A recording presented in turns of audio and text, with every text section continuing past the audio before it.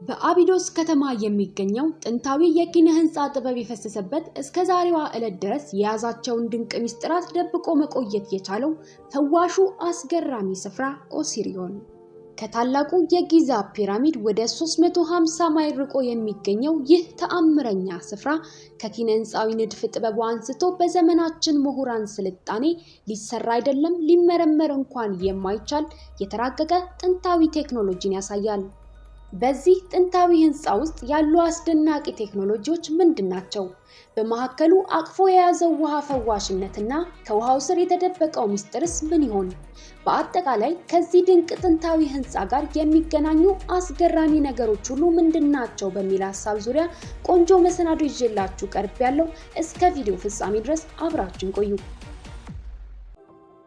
ልዩ የሆኑ ጥንታዊ የኪነ ህንፃ ጥበቦች በሚስተዋሉባት ሀገረ ግብጽ ግድም ይህ ትንግርታዊ ቤተ መቅደስ በአቢዶስ ከተማ ላይ ተንጣሏል።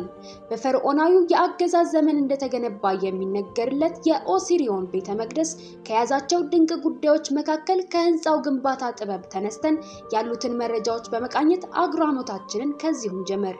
በሀገረ ግብጽ ግዛት ውስጥ ከሚገኙ የጥንት ግብጻውያን ህንፃዎች ሁሉ በአሰራሩ ለየት ብሎ የተሰራ ሲሆን የኤል ሼፕ የግንባታ መሰረትን ይዟል። በዚህም ምክንያት ልዩ ከሆነው የግንባታ ዘዴያቸው ጀርባ የታቀደው ዓላማ ምን ይሆን የሚል ትልቅ ጥያቄን ይፈጥራል። ሰፋ አድርገን ስንመለከት ይህን የኦሲሪዮን ቤተ መቅደስ ከንጉስ ቀዳማዊ ሴቲ ቤተ መቅደስ ጋር የሚያገናኝ የተወሳሰበ የግንባታ መስመር እንመለከታለን። ጉዳዩን ግልጽ ለማድረግ ያህል የዛሬው መሰናዷችን ርዕስ የሆነው የኦሲሪዮን ቤተ መቅደስ በአቅራቢያው ከሚገኘው በቀዳማዊ ሴቲ የንግስና ዘመን ከተገነባው የንጉስ ሴቲ ቤተ መቅደስ ብቻም ሳይሆን ሴቲ የንግስና ዙፋኑን ከመቆናጠጡ በፊት ለዓመታት ያህል ቀደም ብሎ የተገነባ ነበር። እናም ጥንታውያን ጠቢባን ነገስታት ያለ ምክንያትና ያለ ምክንያታዊ ዕውቀት ግንባታቸውን አይመሰርቱምና ከኦሲሪዮን ቤተ መቅደስ ግንባታ በኋላ ቆይቶ የነገሰው ንጉስ ሴቲ ቀዳማዊ የራሱን ቤተ መቅደስ ከቀደመው የኦሲሪዮን ቤተ መቅደስ ጋር አገናኝቶ መገንባቱ የኦሲሪዮን ቤተ መቅደስ ምን ያህል አስፈላጊ ቦታ እንደነበረ ያሳየናል። የኦሲሪዮን ቤተ መቅደስ እስከ 100 ቶን ያህል ክብደት ባላቸው ግዙፋን የግራናይት ድንጋዮች ተገንብቷል። ግራናይት በመባል የሚታወቀው የድንጋይ አይነት ለመስራትም ሆነ ቅርጽ ለማስያዝ አስቸጋሪ ከመሆኑም በተጨማሪ እነኛን ድንጋዮች ከግንባታው ስፍራ በ200 ማይል ርቀት ላይ ከሚገኝ ቦታ አስዋን አግዘው ማምጣት ሳይበግራቸው ይህን ሰፊ ሚስጥራዊ ቤተ መቅደስ መገንባት ችለዋል። 100 ቶን የሚመዝን ድንጋይ ማለት 100,000 ኪሎ ግራም ያህል ማለት ነው። ይሄ እንግዲህ አንድ የቤተ መቅደሱ ድንጋይ ተጠርቦ ቅርጽ ከያዘ በኋላ ያለው ክብደት ነው።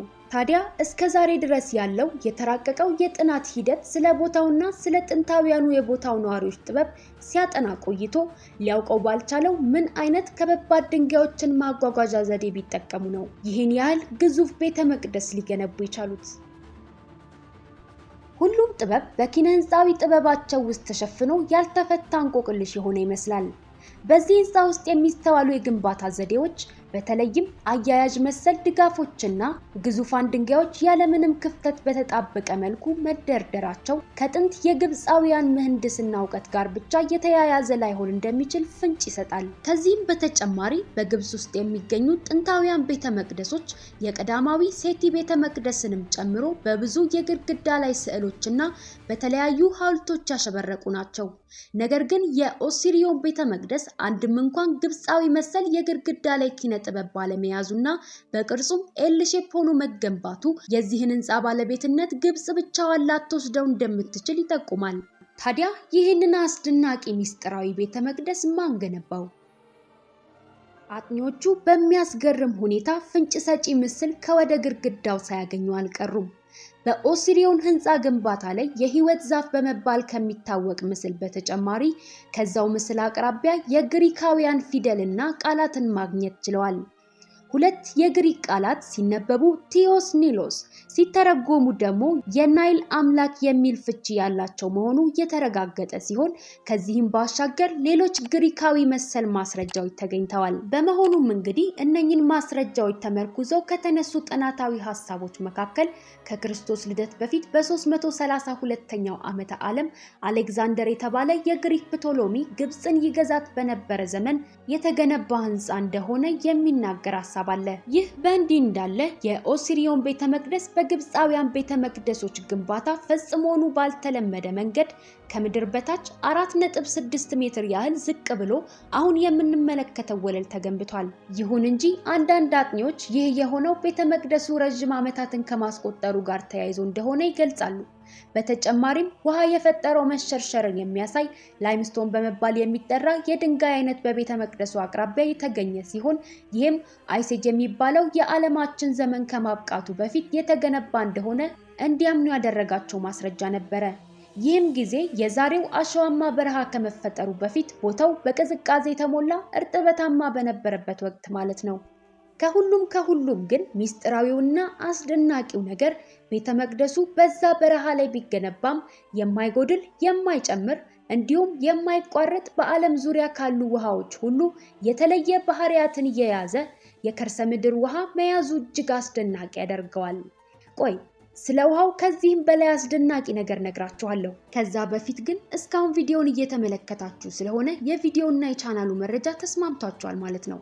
ለዚህም እያመሰገንኩ ላይክ እና ሰብስክራይብ በማድረግ እንዲሁም ሌሎችም ጠቃሚና አስደናቂ መረጃዎችን የተሞሉ ቪዲዮዎቼ እንዲደርሱ የደውል ምልክቱን ተጭነው ቤተሰብ እንድንሆን በአክብሮት እየጠየኩኝ ሚስጥር ደባቂ ወደ ሆነው ወደ ኦሲሪዮን ቤተ መቅደስ ውሃ እንለፍ።